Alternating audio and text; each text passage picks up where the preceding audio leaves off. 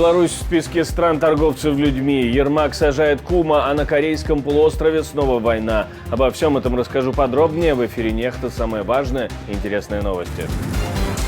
Трамп может отменить помощь Украине, если станет президентом. Для этого есть одно условие. Ценность любого плана заключается в нюансах и в учете реального положения дел на местах. ЕС начал переговоры о вступлении Украины и Молдовы в Союз. После оглашения о начале этих переговоров нас ожидает достаточно длительный процесс согласования. Джулиан Ассанж, создатель самого известного ресурса по сливу секретной информации, теперь на свободе. Сегодня ровно 12 лет с тех пор, как Джулиан вошел в посольство Эквадора, которое предоставило ему политическое убежище, защиту от преследований, от пыток, от пожизненного заключения в тюрьме. Спасибо, что смотрите, спасибо за доверие. Не забывайте ставить лайки, оставлять комментарии и подписываться на канал. Это тоже очень важно. Про кнопочку «Супер спасибо» тоже не забывайте. Поехали. Харьков с самого утра снова под обстрелами российской авиации. Мэр города пишет о попадании в жилую застройку одного из самых густонаселенных районов.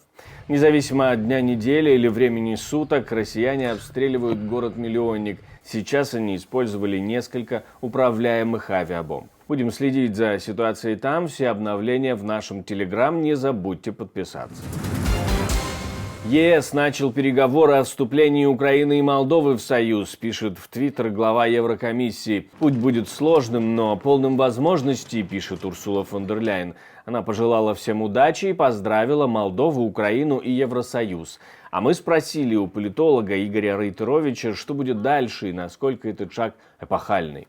После оглашения о начале этих переговоров нас ожидает достаточно длительный процесс согласования.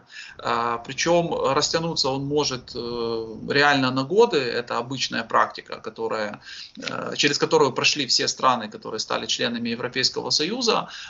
Тем более, что на практическом уровне это согласование начнется не ранее, чем в начале 2025 года. Тут есть объективный момент. С одной стороны, после выборов в Европарламент там необходимо сформировать все органы, в том числе и те, которые будут нести ответственность за эти переговоры со стороны ЕС. И соответствующие органы, департаменты, структуры вообще необходимо сформировать, собственно, со стороны Украины. То есть там на уровне кабинета министров. Либо это будут еще какие-то дополнительные структуры, которые будут заниматься этими переговорами. А потом есть 33 главы. И по этим 33 главам начнутся переговоры достаточно детальные, где-то они будут идти быстрее, где-то они будут идти медленнее. Но здесь нужно понимать один очень важный момент. Сам по себе факт начала этих переговоров и принятия уже каких-то определенных решений будет де-факто европейской интеграцией Украины. Госдепартамент внес Беларусь и Россию в список стран-спонсоров торговли людьми. В списке 13 государств – это Афганистан, Беларусь, Бирма, Китай, Куба, Эритрея, Иран, Северная Корея, Россия, Южный Судан, Судан, Сирия и Туркменистан. Об этом говорится в ежегодном отчете о торговле людьми за 2024 год, который предоставил Тони Блинкен. Цифровые инструменты усилили охват, масштаб и скорость торговли людьми. Они используют онлайн-платформы для продажи незаконного сексуального контента. Они используют зашифрованные сообщения и цифровые валюты, чтобы избежать обнаружения. То есть онлайн-инструменты для работорговцев увеличивают охват их деятельности, и госсекретарь США говорит, что ни одна страна не может справиться в одиночку с этим. А некоторые правительства являются даже частью подобных преступных систем. «Голос Америки» приводит статистику Международной организации труда. В 2021 году 27,6 миллионов человек по всему миру занимались принудительным трудом, что на 2,7 миллиона больше по сравнению с 2016 годом. Из этих 27,6 миллиона, по оценкам Международной организации труда, 6,3 миллиона человек находились в условиях принудительной коммерческой сексуальной эксплуатации. И почти 4 миллиона занимались принудительным трудом, навязанным государством. Народному депутату Украины Николаю Тищенко сообщили о подозрении. У него даже успели провести обыски. Нашли много наличных, дорогие часы и, скорее всего, не только это. Во время обыска, чтобы нельзя было использовать как вещественное доказательство, Тищенко разбил свой телефон. Прізвище. Пожалуйста, не включите. Я вас запитую, ваше прізвище. Я не відмовляюсь. Я Особа не відмовляюся. представлятися Ні. фактично своїми діями. У зв'язку з цим я продовжую здійснювати дану процесуальну дію. А саме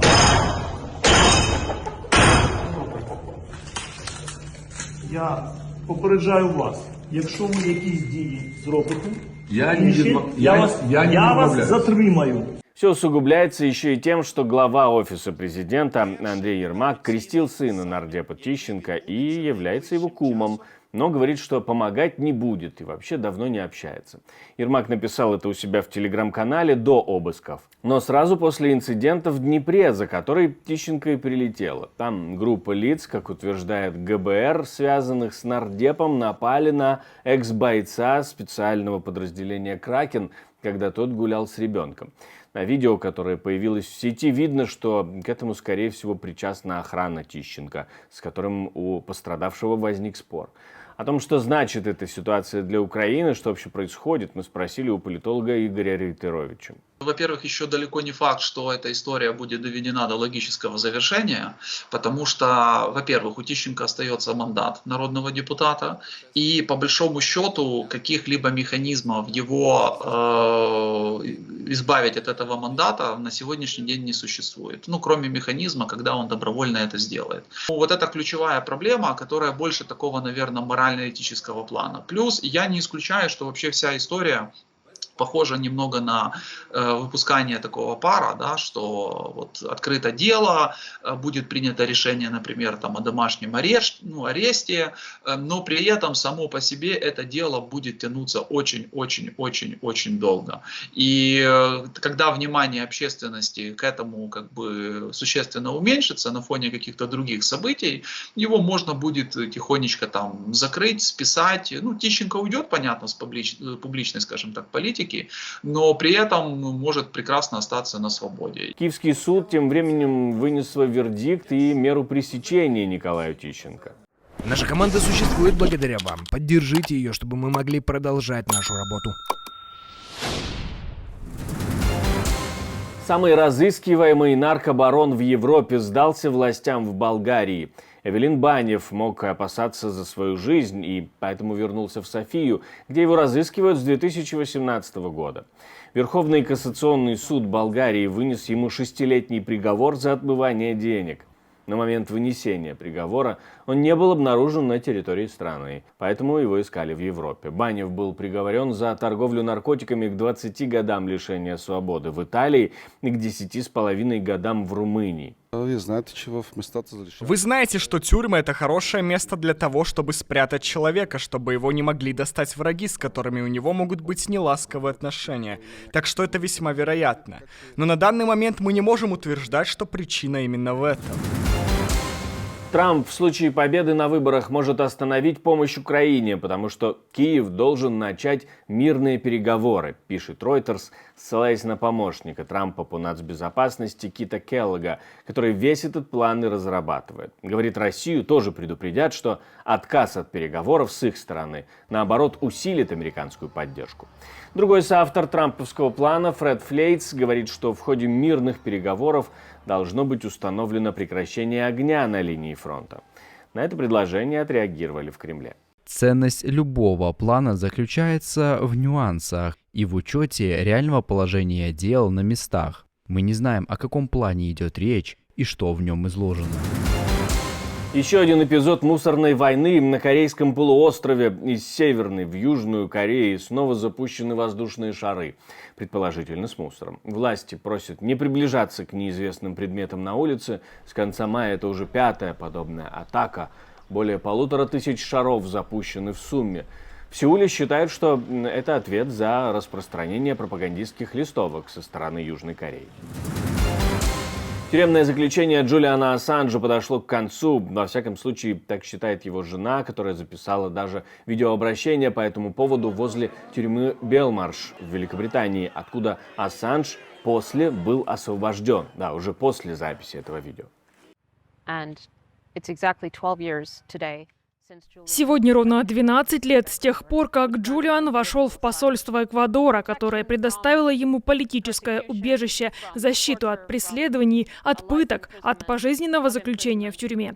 И вот спустя 12 лет я навещаю Джулиана в тюрьме строгого режима. Но этот период нашей жизни, я уверена, подошел к концу. И я думаю, что уже на следующей неделе Джулиан будет на свободе. Теперь создатель Wikileaks отправляется в Австралию. Он заключил сделку с американскими властями, чтобы они перестали его обвинять. Он признался в одном из эпизодов в заговоре с целью получения и раскрытия сведений о национальной обороне и будет приговорен к 62 месяцам заключения, которые он уже отбыл в британской тюрьме.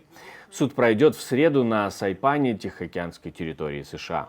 Правительству, безусловно, известно, что гражданин Австралии Джулиан Ассанж находится в Соединенных Штатах Америки. Хотя это отрадное событие, мы понимаем, что эти разбирательства очень важны и деликатны. Учитывая, что эти разбирательства продолжаются, нецелесообразно давать дальнейшие подробные комментарии. Однако я хочу сказать, что правительство Австралии продолжает оказывать консульскую помощь господину Ассанжу через Верховного комиссара Великобритании Стивена Смита, который путешествовал с господином Ассанжем, когда тот покидал Великобританию, и посла США Кевина Радда, который также оказывает важную помощь.